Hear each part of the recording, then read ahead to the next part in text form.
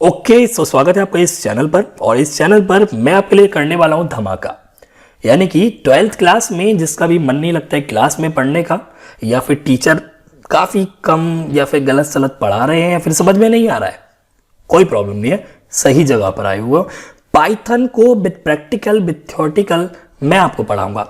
एक बात और, जो रटने वाले हैं, जो नंबर्स पर ध्यान देंगे कि 90% कैसे आएगा, 95 कैसे आएगा, इतना कैसे पढ़ूं, भैया वो अभी लीव मार दो, उनके लिए कुछ नहीं है। जो समझने वाले हैं, जो चाहते हैं कि पाइथन हम पढ़ें, ये आखिर काम कैसे करता है, ये कैसे एक सॉफ्टवेयर को डिजाइन कर सकते हैं, कैसे एक वेबसाइट बना सकते हैं यूजिंग पाइथन, कैसे आप अपनी नॉलेज को गेन कर सकते हो, कैसे आप अपने टीचर को सही जवाब दे सकते हो, या फिर टीचर अगर गलत पढ़ा है तो उसको किस प्रकार से आप पकड़ सकते हो कि भैया सर आप गलत पढ़ा रहे हो, ऐसा थोड़ी नहीं होता है, ये तो आप गलत बोल रहे हो, हमने तो ऐसे ऐसे पढ़ा है, बात तो ये वाली सही है। तो उसके लिए आप सही जगह पर हो। आज हम सुमिता अरोरा की एक बुक है फॉलो करने वाले हैं, उसमें चैप्टर नंबर 1 को हम स्टार्ट करेंगे। हर एक चैप्टर, हर एक पेज वाइज हम पढ़ेंगे। एक पीडीएफ हमारी साइड में खुलकर रहेगी, उसको हम बार बार एक्सप्लेन करते हुए रहेंगे। आपके पास अगर पीडीएफ नहीं है उस बुक की तो आप पीडीएफ को भी डाउनलोड कर सकते हैं, लिंक आपको डिस्क्रिप्शन में मिल जाएगा। अगर पीडीएफ नहीं है और बुक है आपके पास तो सोने पे सुहागा है। और वीडियो कहीं पसंद है तो लाइक कर दीजिएगा, कोई भी गड़बड़ है, कुछ भी डाउट है कॉमेंट कर दीजिएगा, और नए हो तो पता है ना आपको करने क्या, सब्सक्राइब कर दो, फ्री है। एक ट्यूशन में 1000 रुपये देने से अच्छा है कि फ्री में थोड़ा बहुत पढ़ लो, और बेल आइकन को दबा देना ताकि अगली वीडियो आपको टाइम पर मिल सके। और दोस्तों का भला चाहते हो तो शेयर कर देना। वीडियो जल्दी से स्टार्ट कर देते हैं। ओके सो ये वाली बुक है हमारे पास, सुमिता अरोरा इसका राइटर है, धनपत राय कंपनी की ये बुक है, और ये क्लास 12th की बुक है। अच्छा, तो कंटेंट्स जो है वो आप ध्यान दीजिए, इंडेक्स में यहाँ पर लिखा हुआ है चैप्टर नंबर 1 जो कि 1 पेज से लेकर 36 पेज तक है, और यहाँ पर लिखा हुआ है Python revision tour. Python revision tour से हमारा मतलब ये है कि जो हमने 11th क्लास में पढ़ा था, जो कुछ भी हमने 11th क्लास में पढ़ा था वो हम 12th क्लास के फर्स्ट चैप्टर में कवर करने वाले हैं। क्लियर है ना? 12th क्लास का पहला चैप्टर 11th क्लास के रिवीजन पर ही टिका हुआ है। जैसे कि हमने 11th में पढ़ा था कि भैया टोकन्स क्या होते हैं, डाटा टाइप्स क्या होते हैं, वेरिएबल्स क्या होते हैं, लिटरल्स क्या होते हैं, कीवर्ड्स क्या होते हैं, लूप क्या है, इफ एल्स क्या है, इफ कंडीशन क्या है, नेस्टेड क्या है, बहुत सारी चीज़ हमने पढ़ी थी, जंपिंग स्टेटमेंट, ब्रेक, कंटिन्यू। हालांकि हो सकता है आप में से कुछ लोगों ने पढ़ी ना हो या फिर रटी हो, सिर्फ भूल गए होंगे, तो आप उस चीज़ को ना भूल पाए, क्योंकि 12th क्लास में क्या है कि पाइथन यहां पर हम बेसिक नहीं पढ़ने वाले। 11th क्लास में हमने क्या पढ़ा था, बेसिक्स पढ़ा था पाइथन का, लेकिन 12th में हम एडवांस जाने वाले हैं। क्या जाने वाले हैं? एडवांस।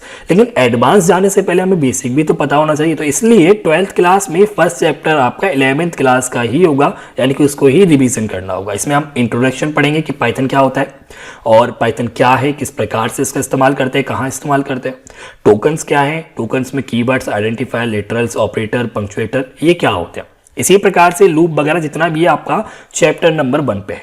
तो चैप्टर नंबर 1 से ही हम स्टार्ट करते हैं, बेसिक से स्टार्ट करते हैं, और जल्दी जल्दी स्टार्ट करेंगे क्योंकि आपने ये 11th में भी पढ़ा हुआ है। लेकिन ऐसा भी नहीं करेंगे कि एकदम गायब हो जाए। जिन्होंने अगर 11th में सही से नहीं पढ़ा है उसका भी कवर हो जाएगा। सो जल्दी से स्टार्ट करते हैं। ये चैप्टर नंबर 1 को हम स्टार्ट करते हैं, पाइथन रिवीजन टूल इसका नाम है, और यहाँ पर इंट्रोडक्शन लिखा हुआ है। इंट्रोडक्शन आप मतलब समझते हैं ना, परिचय। परिचय किसका? पाइथन का। यहां लिखा हुआ है you must have enjoyed learning Python in 11th class. जैसे कि आपको पता है आपने 11th क्लास में पाइथन पढ़ी है और आपने एंजॉय करी होगी, ये हमारी सुमिता अरोरा जी बोल रही हैं, लेकिन मुझे नहीं लगता कि आपने एंजॉय की थी। आज आप एंजॉय करने वाले हैं। यहां पर लिखा हुआ Python programming language developed by Guido van Rossum in early 1990s। हालांकि गाइडो वैन रोसम को अलग अलग तरीके से अलग अलग टीचर्स, अलग अलग लोग प्रोनाउंस करते हैं, और ये जो लैंग्वेज थी वो आपके अर्ली 1990 में बनी थी। इस लैंग्वेज के यानी कि पाइथन के जो डेवलपर थे जिन्होंने ये बनाई थी, उसका नाम क्या था? Guido, GUIDO। कुछ लोग इसे गाइडो बोलते हैं, कुछ गाइडो बोलते हैं, अलग अलग प्रोनाउंस है। और अगला क्या है इनका नेम?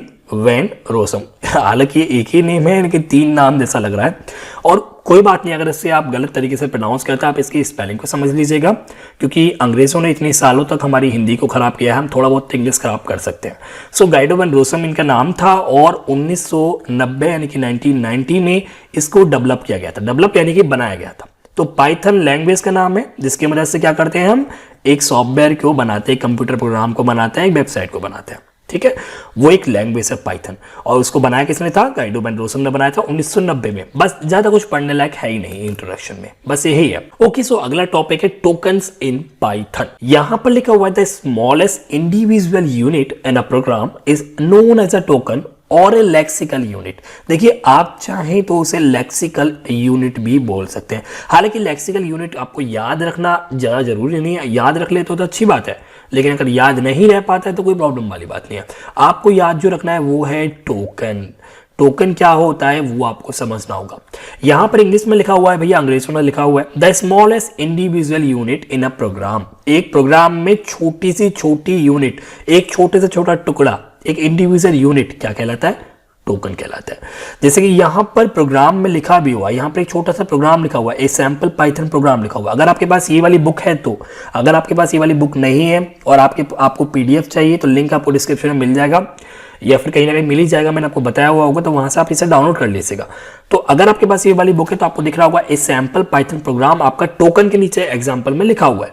सो यहां पर 3 लाइन लिखी हुई है, एक तो फॉर वाली लाइन लिखी हुई है, एक इफ वाली लाइन लिखी हुई है और एक प्रिंट वाली लाइन लिखी हुई है। सो ये 3 लाइन का एक प्रोग्राम है और इस प्रोग्राम में अलग अलग चीजें यूज हो रही है, जैसे कि फॉर यूज हो रहा है, इफ यूज हो रहा है, प्रिंट यूज हो रहा है, A1 यूज हो रहा है, 0 यूज हो रहा है, इक्वल टू यूज हो रहा है, कॉलन यूज हो रहा है, रेंज यूज हो रहा है, इन यूज हो रहा है। ये अलग अलग जो चीजें हैं इन्हीं को आप टोकन बोलते हैं। ओके, सो ये सेम प्रोग्राम है जो यहां पर लिखा हुआ है। इस प्रोग्राम में कीवर्ड्स है। क्या है कीवर्ड्स? अगर आपको नहीं पता कीवर्ड्स क्या, 11th में आप भूल गए तो कोई प्रॉब्लम नहीं, अभी हम समझ लेंगे कीवर्ड्स क्या है, ऑपरेटर क्या है वो हम समझ लेंगे, लेकिन फिलहाल आप समझिए ये 3 लाइन का एक प्रोग्राम लिखा हुआ है, पाइथन का प्रोग्राम है। और टोकन्स क्या बोलते हैं? The smallest individual unit in a program is known as a token. ये पूरा प्रोग्राम है, इस प्रोग्राम में जो भी इंडिविजुअल यूनिट है वो आपके टोकन कहलाते हैं। जैसे कि यहां पर जो ये फॉर लिखा हुआ है, ये एक प्रकार से क्या है? ये कीवर्ड है। क्या है मेरे भाई? कीवर्ड है।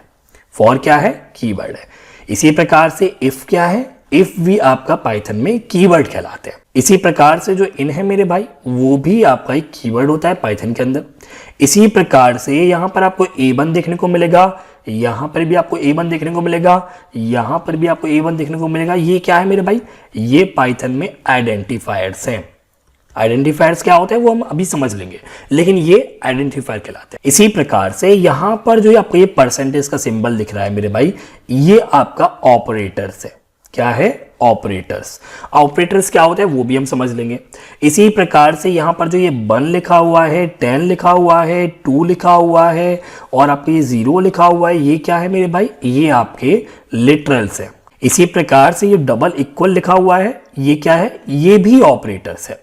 सो इस पूरे प्रोग्राम में कितनी सारी चीजें हैं वो आप देखिए यहां पर आपका कीवर्ड्स भी हैं, यहां पर आपके आइडेंटिफायर्स भी हैं, यहां पर आपका ऑपरेटर्स भी हैं, यहां पर आपका लिटरल्स भी है, यहां पर आपका पंक्चुएटर्स भी है, जैसे कि कॉलन है दोनों के दोनों, ये क्या है?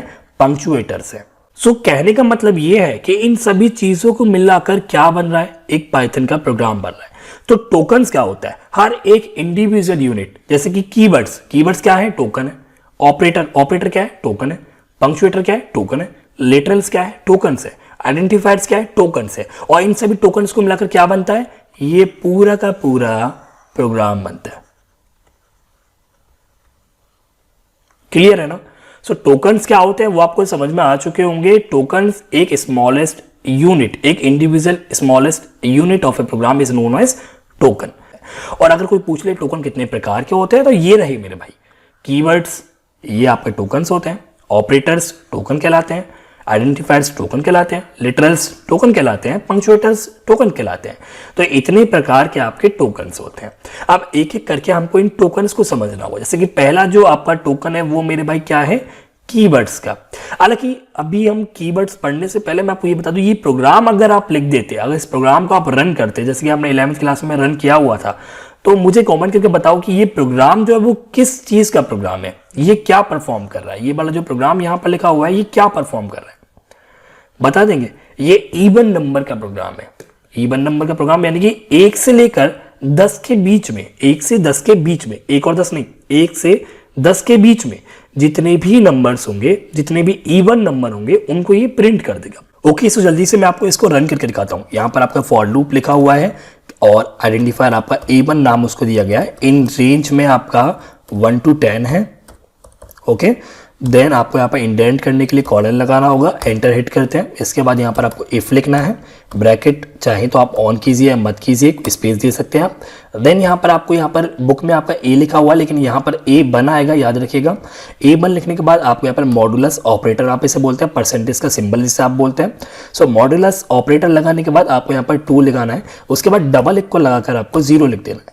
देन आपको यहाँ पर इंडेंट करना है, कॉर्डर लगाइएगा, फिर एंटर हिट कीजिएगा। इसके बाद यहाँ पर आप प्रिंट कीजिएगा। प्रिंट में आप A1 को प्रिंट कीजिएगा, ब्रैकेट को क्लोज कीजिएगा, पैरेंथेसिस क्लोज कीजिएगा। जैसे ही आप यहाँ पर एंटर को हिट करेंगे तो आप 1 तो कंसीडर करेंगे लेकिन 10 को कंसीडर नहीं करेंगे, यानी कि 1 से लेकर 9 तक के बीच में जितना भी इवन नंबर सम संख्याएं होंगी वो प्रिंट हो जाएंगी। जैसे कि 2 है, 4 है, 6 है, 8 है, तो ये आपके 4 इवन नंबर्स होते हैं 1 से लेकर 10 तक के बीच में। तो जैसे ही मैं एंटर हिट करूंगा तो यहाँ पर देखिए आपको देखने को मिलेगा 2, 4, 6, 8 ये इवन नंबर यहाँ पर प्रिंट हो गया। सो ये जो टोकन्स में आपका प्रोग्राम लिखा हुआ है ये किसका प्रोग्राम है? इवन नंबर का प्रोग्राम है 1 से 10 तक। सो टोकन का पहला टाइप है कीवर्ड्स, और कीवर्ड्स क्या होते हैं वो बुक में आप अपने देखिए, मैं यहाँ पर पढ़ रहा हूँ। Keywords are predefined words with the special meaning to the language compiler और इंटरप्रेटर। अब आखिर ये कंपाइलर और इंटरप्रेटर क्या होता है वो मैंने आपको 11th में बताए हुए हैं। फिलहाल आप इतना समझ लीजिए एक रिवीजन के तौर पर कि ये पूरा प्रोग्राम है, इस पूरे प्रोग्राम को एक साथ रन कर देना यानी चला देना, वो क्या कहलाता है मेरे भाई? कंपाइलर कहलाता है। ठीक है, जो भी इसे रन करेगा, चलाने वाला, क्लियर है ना? एक प्रोग्राम को चलाने वाला, रन करने वाला क्या है? कंपाइलर। लेकिन उस प्रोग्राम को अगर वो एक साथ चला देता है पूरा का पूरा, वो कंपाइलर कहलाता है। लेकिन अगर एक पूरे प्रोग्राम को वो एक एक करके चलाता है, एक एक लाइन को पढ़ता है फिर उसे चलाता है, उसको फिर रन करता है, वो क्या कहलाता है मेरे भाई? इंटरप्रेटर कहलाता है। क्लियर है? सो कंपाइलर इंटरप्रेटर यही होता है, कंपाइलर एक साथ रन कर देता है, interpreter line by line run करता है। ठीक है, तो कंपाइलर और इंटरप्रेटर को जिसका मतलब पहले से पता हो वो कीवर्ड्स कहलाता है। इंग्लिश में आप इंग्लिश वाले बहुत ज्यादा बनते हैं तो इंग्लिश में पढ़ लीजिए। Keywords are predefined words with special meaning to the language compiler और इंटरप्रेटर। क्लियर है ना? एक लैंग्वेज के कंपाइलर के लिए या फिर लैंग्वेज के इंटरप्रेटर के लिए कीवर्ड्स जो होते हैं वो प्रीडिफाइंड मतलब रखते हैं, यानी कि उनका मतलब पहले से ही कंपाइलर को या इंटरप्रेटर को पता होता है। प्रीडिफाइंड यानी कि पहले ही डिफाइन कर देना, पहले ही बता देना कि भैया ये जो चीज लिखी हुई है ना इसका मतलब ये है। जैसे कि मैं आपको इंग्लिश के एक रियल लाइफ एग्जांपल समझाता हूं। मान लो इंग्लिश में आपका लिखा हुआ है बॉय, या फिर लिखा हुआ है इंग्लिश में मेरे भाई डॉग, या फिर लिखा हुआ है CAT कैट। अब आपको पता है कि जहां भी आप BO बाई बॉय पढ़ेंगे उसका मतलब लड़का ही होगा, जहां भी आप DOG डॉग पढ़ेंगे उसका मतलब क्या होगा? कुत्ता ही होगा, जहां भी आप CAT कैट पढ़ेंगे उसका मतलब बिल्ली ही होगा। ऐसा तो नहीं है ना कि आप BO बाई जो कि एक लड़का होता है उसके लिए आप DOG डॉग का इस्तेमाल कर रहे हैं। ऐसा तो कभी नहीं होगा ना कि आप डॉग को लड़का बताने लग जाएंगे। भैया लड़का तो बस बॉय ही होता है और कोई नाम थोड़ी नहीं है। बॉय नाम फिक्स है इंग्लिश में, जहां भी हमें बॉय दिखेगा, BO बाई दिखेगा उसका मतलब यह है कि लड़का है। जहां भी हमें DOG दिखेगा इसका मतलब क्या है? वो कुत्ता है। ये हमें पता कैसे चला? देखिए भैया इंग्लिश लैंग्वेज में, इंग्लिश भाषा में हमें पहले ही बता दिया गया है कि जहां भी BO बाई हो उसका मतलब लड़का है, जहां भी डॉग हो उसका मतलब कुत्ता है, जहां भी CAT कैट हो उसका मतलब बिल्ली है। यानी कि इनके मतलब हमें पहले ही बता दिए गए हैं। इसी प्रकार से पाइथन प्रोग्रामिंग लैंग्वेज में हमें पहले से ही कुछ शब्द ऐसे दिए गए हैं जिसका मतलब हमें पहले ही बता दिया गया है, कंपाइलर को पहले ही बता दिया गया है। जैसे कि मान लो यहाँ पर एक शब्द आता है फॉर, इसका मतलब क्या है? कंपाइलर को पहले बता दिया गया, इसका मतलब है लूप, वो अभी हम समझ लेंगे बाद में। जैसे कि एक शब्द आता है इफ, इसका मतलब क्या है? वो कंपाइलर को पहले ही पता है। एक शब्द आता है एल्स, इसका मतलब क्या है प्रोग्रामिंग में? उसका मतलब पहले से ही प्रोग्रामिंग को पता है, सॉरी कंपाइलर को पता है। एक शब्द आता है आपका रिटर्न, इसका मतलब भी पहले से ही कंपाइलर को पता है। क्लियर है नहीं बात? जिसका मतलब पहले से ही कंपाइलर को या इंटरप्रेटर को पता होता है प्रोग्रामिंग लैंग्वेज में, चाहे वो पाइथन हो, जावास्क्रिप्ट हो, जावा हो, C हो, C++ हो, कुछ भी हो, अगर मतलब पहले से पता है यानी कि वो कीवर्ड्स है। अब यहां पर और भी कुछ लिखा हुआ है, यानी लिखा हुआ these are reserve for special purpose.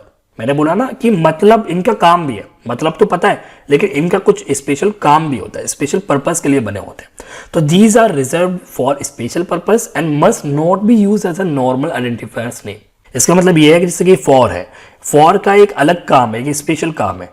इस फॉर को आप कहीं और किसी और काम के लिए इस्तेमाल में नहीं लेंगे, इसको सिर्फ फॉर का जो भी काम होगा बस वही इस्तेमाल होगा और कहीं इस्तेमाल नहीं होगा। कुल मिलाकर ये बोल रहा है। सो कीवर्ड्स प्री डिफाइंड कुछ शब्द होते हैं, प्री डिफाइंड वर्ड्स होते हैं जिनका कुछ एक स्पेशल मीनिंग होता है और वो मतलब कंपाइलर को या इंटरप्रेटर को पहले से ही पता होता है। पाइथन प्रोग्रामिंग लैंग्वेज में कुछ पहले से ही जो प्री डिफाइंड वर्ड होते हैं जिन्हें आप कीवर्ड्स बोलते हैं वो यहाँ पर लिखे हुए हैं। ये आपके पाइथन प्रोग्रामिंग लैंग्वेज के प्री डिफाइंड कीवर्ड्स होते हैं। जैसे कि एग्जाम में अगर आपके आ गया कि भैया 5 या 4 या फिर 3 कीवर्ड्स को लिखो विद एग्जांपल, तो पहले तो आपको ये बता देना कि कीवर्ड क्या होता है। तो keywords are predefined words with special meaning to the language compiler और इंटरप्रेटर, ये भी आप लिख सकते हैं। या फिर keywords are reserve word which meaning is special for compiler और इंटरप्रेटर, ये भी आप लिख सकते हैं। और एग्जाम्पल में जब आपको लिखना होगी 5 कीवर्ड लिखने हैं तो उनमें से कोई भी, जैसे कि फॉर लिख दो, इफ लिख दो, एल्स लिख दो, रिटर्न लिख दो, इन लिख दो, ये भैया लो हो गए 5 एग्जाम्पल कीवर्ड के, काम खत्म हो गया ना। अब अगली बारी क्या है मेरे भाई, अगली बारी है आइडेंटिफायर्स की। ओके, सो ज्यादा डिटेल में नहीं समझेंगे आइडेंटिफायर्स को, बस इतना समझ लीजिए आइडेंटिफायर्स यानी कि नेम्स, यहाँ पर लिखा हुआ है नेम्स, यानी कि एक नाम को आइडेंटिफायर बोलते हैं।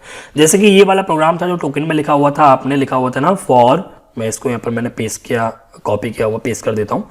यहाँ पर ये प्रोग्राम में आपने लिखा हुआ था ना क्या, फॉर A1, A1 क्या था, आइडेंटिफायर था, एक ऐसा नाम जो आपने खुद लिखा हुआ है। यहां पर ये भी हो सकता था कि फॉर अमन, तो ये एक ऐसा नाम जो आप अपने आप लिखते हैं, अपनी तरफ से लिखते हैं, उसे आइडेंटिफायर बोलते हैं। बस यही, आपको कुछ नहीं समझना, बस यही समझना है। आइडेंटिफायर यानी कि एक ऐसा नाम जिसको आप लिखते हैं। यहां पर लिखा भी होगा identifiers are the names given to the different parts of the program wise variable, objects, classes, function list, dictionaries and so forth. यहां पर चीज को समझिए, जो वेरिएबल्स होते हैं, वेरिएबल क्या होता है अगर नहीं पता कोई बात नहीं है, ऑब्जेक्ट्स क्या होते हैं ये भी नहीं पता कोई बात नहीं, आगे पढ़ लेंगे। क्लासेस, फंक्शन लिस्ट, डिक्शनरी, इनके जो नाम होते हैं ना, इनको जो हम नाम देते हैं वो आइडेंटिफायर कहलाते हैं, बस और कुछ नहीं पढ़ना। अब यहाँ पर कुछ रूल दिए गए हैं कि जो आपका आइडेंटिफायर का जो नाम होना चाहिए वो कुछ इस प्रकार इन रूल को फॉलो करता हो। अगर इन रूल को फॉलो नहीं करता तो वो आइडेंटिफायर नहीं होगा, वो गलत हो जाएगा, एक एरर हो जाएगी, एक गलती हो जाएगी। जैसे कि पहला रूल है variable name must only be a non keyword word with no space in between. जैसे कि मान लो जो आपका अमन था, अगर आप यहाँ पर फॉर लिख देते या आप यहाँ पर इन लिख देते, यहाँ पर रिटर्न लिख देते, आपको ये शब्द सुने सुने नहीं लग रहे? बिल्कुल, ये आपके कीवर्ड्स है, ये रहे कीवर्ड्स। तो पहला रूल ये है आइडेंटिफायर का कि जो भी आप नाम लिखने वाले हैं वो कीवर्ड्स में से ना हो। जैसे कि फॉर है, वो कीवर्ड है, तो ये फॉर आप यहां पर इस्तेमाल नहीं कर सकते। तो ये रूल आपको फॉलो करना है कि कीवर्ड्स आपका आइडेंटिफायर नहीं होना चाहिए। और यहां पर एक चीज और है कि भैया मेरे भाई स्पेस ना होना चाहिए। जैसे कि अमन है तो आप इस प्रकार से लिख सकते हैं AMAN, और शर्मा है मान लो तो आप यहां पर स्पेस देकर शर्मा नहीं लिख सकते, ये गलत हो जाएगा। आपको बीच में स्पेस नहीं देना। हाँ, हालांकि यहाँ पर आप अंडरस्कोर लगा सकते हैं गैप को भरने के लिए, या फिर आप यहाँ पर कुछ और लगा सकते हैं, लेकिन अमन शर्मा के बीच में स्पेस नहीं होना चाहिए। ये भी एक रूल है आइडेंटिफायर का। और क्या रूल है मेरे भाई वो आप समझ लीजिए। अगला रूल यहाँ पर देखिए, variable names must be made up only letters, या तो सिर्फ और सिर्फ अक्षर का यूज हो रहा हो, ए कैपिटल हो चाहे स्मॉल हो, कोई प्रॉब्लम नहीं है, या फिर अंडरस्कोर का इस्तेमाल हो रहा है, या फिर कुछ नंबर का इस्तेमाल हो रहा है, 9 है, 8 है, बस, और कुछ इस्तेमाल ना हो रहा हो। एक और रूल है, variable names can not begin with A number. जैसा कि यहाँ पर नाम लिखा हुआ है अमन, वो किससे स्टार्ट हो रहा है, वो ए से स्टार्ट हो रहा है। तो ये आइडेंटिफायर का जो नाम है, वो जो वेरिएबल का नाम है, वो कभी भी एक नंबर से स्टार्ट नहीं होना चाहिए। जैसे कि अगर आप चाहते हैं यहाँ पर 1 2 3 अमन लिखना, तो भैया ऐसा नहीं होगा, ये गलत होगा। कभी भी आइडेंटिफायर या फिर वेरिएबल का नाम किसी भी नंबर से स्टार्ट नहीं होना चाहिए। हालांकि नंबर को आप बीच में लिख सकते हैं, जैसे कि अगर आप लिखना चाहते हैं अमन 1 2 3, ये चल जाएगा, ये सही है। या फिर आप लिखना चाहते हैं AMA और फिर 1 और फिर N, तो ये भी चल जाएगा। बीच में आप 1 2 3 लिख सकते हैं, लेकिन पहले आप नहीं लिख सकते नंबर को। ओके, सो इन 3 रूल को आप याद रखिएगा। यहाँ पर कुछ एग्जांपल दिया हुआ है, जैसे ये लिखा हुआ है माई फाइल, ये सही है। देखिए माई और फाइल के बीच में कहीं भी स्पेस नहीं है, इसलिए ये भी सही है। डेट 9777, ये भी सही है। क्यों सही है? देखिए 9 और 7 के बीच में यहाँ पर अंडरस्कोर, नीचे ये माइनस जैसा सिंबल लिखा हुआ है ना, नीचे की तरफ अंडरस्कोर से बोलते हैं। सो यहाँ पर गैप नहीं दिया हुआ, यहाँ पर स्पेस नहीं है, तो ये भी सही है। इसी प्रकार से माई फाइल, ये सभी कैपिटल है, स्पेस नहीं है, ये भी सही है। अंडरस्कोर से आप स्टार्टिंग कर सकते हैं, लेकिन नंबर से स्टार्टिंग नहीं होना चाहिए, तो अंडरस्कोर से स्टार्ट है, ये भी सही है। अंडरस्कोर CH के, ये भी सही है। फाइल 1 3 बाद में नंबर है, पहले नहीं है, ये भी सही है। Z2 ये सब सही है, क्योंकि पहले आपकी स्टार्टिंग कैरेक्टर से हो रहा है, Z से हो रहा है। इसी प्रकार से ये भी सही है, यहाँ पर स्पेस नहीं है। लेकिन जो गलत है वो यहाँ पर देखिए, डाटा रिकॉर्ड के बीच में, डाटा रैक के बीच में यहाँ पर आपने माइनस यूज किया है। आप माइनस इस्तेमाल नहीं कर सकते, आप यहाँ पर स्टार यूज नहीं कर सकते, आप यहाँ पर हैश यूज नहीं कर सकते, आप यहाँ पर सिर्फ और सिर्फ अंडरस्कोर यानी कि नीचे जो लिखा जाता है ना वो इस्तेमाल कर सकते हैं बस। तो यहाँ पर अंडरस्कोर यूज नहीं हो रहा, यहाँ पर माइनस यूज हो रहा है, तो इसलिए ये गलत है। इसी प्रकार से 29 CLCT यहाँ पर लिखा हुआ है, यहाँ पर आपने एक नंबर से स्टार्टिंग कर दी तो ये भी गलत है। यहाँ पर देखिए ब्रेक लिखा हुआ है, ब्रेक आपका एक कीवर्ड होता है, देखिए रिजर्व कीवर्ड यहाँ पर लिखा हुआ है, तो कीवर्ड का आप इस्तेमाल नहीं कर सकते एक नाम को देने के लिए, तो ये भी गलत है। माई फाइल के बीच में आपने यहाँ पर डॉट यूज किया हुआ है, तो आप डॉट भी एक स्पेशल कैरेक्टर इस्तेमाल नहीं कर सकते, तो ये भी गलत है। सो आइडेंटिफायर आपके समझ में आ गया होगा। आइडेंटिफायर एक नाम जो कि आप देते हैं, जो कि आप एक प्रोग्राम को देते हैं, चाहे वेरिएबल के रूप में हो, फंक्शंस के रूप में हो, डिक्शनरी के रूप में हो, लिस्ट के रूप में हो, वेरिएबल्स के रूप में हो, किसी भी रूप में हो, जिसका नाम आप अपने हाथ से देते हैं वो आइडेंटिफायर कहलाते हैं। अब यहां पर बात आती है कि अगला जो टोकन है वो है मेरे भाई लिटरल्स या फिर वैल्यू। क्या है? लिटरल्स या वैल्यू। अब यहां पर लिटरल्स और वैल्यूज को कुछ और भी बोलते हैं, वो होता है मेरे भाई कॉन्स्टेंट्स। क्या होता है? कॉन्स्टेंट्स। तो अगर कॉन्स्टेंट लिखा हो या लिटरल्स लिखा हो या वैल्यूज लिखा हो, तीनों का मतलब एक ही है। क्लियर है? अब यहां पर आपको ये चीज समझनी होगी कि आखिर लिटरल्स होता क्या है। देखिए यहां पर लिखा हुआ literals are data items. Literals एक डाटा होता है दैट हैव ए फिक्स्ड या फिर कांस्टेंट वैल्यू, जिसका जो वैल्यू है वो एकदम फिक्स्ड होती है या फिर कांस्टेंट होती है, जो कि चेंज नहीं हो सकती है। जैसे कि मान लीजिए आपने 5 लिखा हुआ है, ये कांस्टेंट है, ठीक है। जैसे कि आपने लिखा हुआ है स्ट्रिंग में हेलो निर्भय या फिर जो भी आपका नाम है और डबल कोट्स आपने क्लोज किए, तो ये भी आपका फिक्स्ड है। ये भी क्या है? एक लिटरल्स है, एक कांस्टेंट है, एक वैल्यू से। तो इस प्रकार के कई सारे लिटरल्स होते हैं, जैसे कि टोकन्स में आपके लिटरल होते थे, कीवर्ड्स होते थे, ऑपरेटर होते थे, आइडेंटिफायर होते थे। इसी प्रकार से लिटरल्स में भी आपके और भी तरीके होते हैं, जैसे स्ट्रिंग लिटरल्स। स्ट्रिंग लिटरल्स यानी कि जो भी आपका डबल कोट्स के बीच में या सिंगल कोट्स के बीच में लिखा हुआ होगा, जैसे कि यहाँ पर लिखा हुआ हेलो निर्भय, ये क्या है? ये भी आपका लिटरल्स है। जैसे कि यहाँ पर लिखा भी हो a string literal is a sequence of character. एक कैरेक्टर का सीक्वेंस होता है, जैसे कि एच है, ई है, एल है, एल है, ओ है, ये 5 कैरेक्टर को मिलाकर क्या बना है मेरे भाई? हेलो बना है। तो ये क्या है? ये भी आपका लिटरल है। क्लियर है? और यहां पे लिखा हुआ है बाय सराउंडेड कोट्स, सिंगल हो या डबल हो या फिर ट्रिपल कोट्स हो। हाँ, एक तो 3 कोट्स हो, अगर 3 कोट्स से स्टार्ट हो रहा है तो 3 कोट्स से क्लोज भी होना चाहिए। सो इन कोट्स के बीच में अगर आपने कुछ भी ऐसा शब्द लिखा हुआ है या फिर मल्टीपल कैरेक्टर लिखे हुए हैं, जैसे कि एच, ई, ई, एल, एल, ओ लिखा हुआ है, वो क्या कहलाएगा? स्ट्रिंग लिटरल्स कहलाएगा। क्लियर है ना? अब ये सिंगल लाइन क्या है, मल्टीपल लाइन क्या है, वो आप पढ़ लीजिएगा। सिंगल लाइन यानी कि एक लाइन में लिखा हुआ हो, डबल लाइन यानी कि हेलो एक इधर लिखा हुआ आपने और निर्भय आपने यानी कि दूसरा शब्द आपने नीचे लिखा हो, तो ये डबल लाइन हो गया। ट्रिपल लाइन आपको पता है 3 लाइन में लिखा होगा, बस यही मतलब है। बाकी ये सब आप पढ़ लीजिएगा, ये आपने 11th क्लास में पढ़े हुए होंगे। स्किप सीक्वेंस कैरेक्टर इसे बोलते हैं। आगे बढ़ते हैं। लिटरल्स आपने समझ लिया। लिटरल्स में कुछ और चीज़ें आती हैं, जैसे कि न्यूमेरिक लिटरल्स है। न्यूमेरिक में इंटीजर आते हैं, decimal, octal, hexadecimal, floating point में आते हैं। चलिए समझा देता हूँ। इंटीजर क्या होता है? नंबर्स होते हैं, जैसे कि 8 है, 9 है, 10 है। ये क्या है मेरे भाई? इंटीजर लिटरल है। क्या है? इंटीजर लिटरल, या फिर आप इसे इंट भी बोलते हैं। क्लियर है? और इंटीजर लिटरल्स में भी कुछ टाइप्स होते हैं, जैसे कि डेसिमल होता है। डेसिमल कैसे है? जैसे कि भैया 1, 2, 3, 4 जो कि आपने ऊपर लिखा हो, इसे आप क्या बोलते हैं? डेसिमल। Decimal integer. ठीक है। ऑक्टल क्या होता है? ऑक्टल के भैया स्टार्टिंग जो होती है वो हमेशा, देखिए यहाँ पर लिखा हुआ है an integer begins with 0 followed by letter O. ठीक है, 0 ओ से जिसकी भी स्टार्टिंग होती है वो क्या कहलाते हैं मेरे भाई? ऑक्टल नंबर कहलाते हैं। जैसे कि मान लो कोई ऑक्टल नंबर है, जैसे कि मान लो यहां पर लिखा हुआ है ऑक्टल नंबर आपका 657। अगर ये ऑक्टल नंबर है आपको बताना हो, जैसे कि अभी तो ये डेसिमल नंबर है, ये आपको पता होंगे, पहले भी आपने 11th क्लास में पढ़े हुए हैं, मैं रिवीजन करा रहा हूँ। सो जैसा कि आपको पता है 657 ये एक डेसिमल नंबर है, लेकिन अगर ये डेसिमल ना हो, ये आपको बताना कि भैया ये ऑक्टल फॉर्म में है, तो आपको क्या करना है? स्टार्टिंग में आपको 0 और ओ लगा देना है। 0 और ओ अगर आप लगा देंगे तो ये नंबर अब आपका डेसिमल नहीं, ये आपका ऑक्टल नंबर होता है। इसी प्रकार से आपके हेक्साडेसिमल होते हैं। हेक्साडेसिमल क्या है मेरे भाई? जो 0 से और x से स्टार्ट होते हैं। 0 और x लगा दीजिए और उसके बाद जो आपके 1, 2, 3, 4 जो भी आपका नंबर होगा वो क्या कहलाएगा मेरे भाई? हेक्साडेसिमल फॉर्म कहलाएगी। क्लियर है ना ये बात? तो इस प्रकार के आपके इंटीजर होते हैं। फ्लोटिंग क्या होता है? Floating point. फ्लोटिंग पॉइंट का मतलब ये है कि आपने लिखा हुआ मान लीजिए 1, 2.5, तो जहां भी आपके ये पॉइंट डेसिमल पॉइंट आ जाता है वो क्या कहलाता है मेरे भाई? फ्लोटिंग लिटरल्स कहलाते हैं। क्लियर है। थ्योरेटिकली यहाँ पर और लिखा हुआ है, ये सब क्या कहलाते हैं, जिसमें भी पॉइंट आ जाए, जिसमें भी डेसिमल नंबर आ जाएगा, वो क्या कहलाएगा आपका फ्लोटिंग पॉइंट लिटरल्स।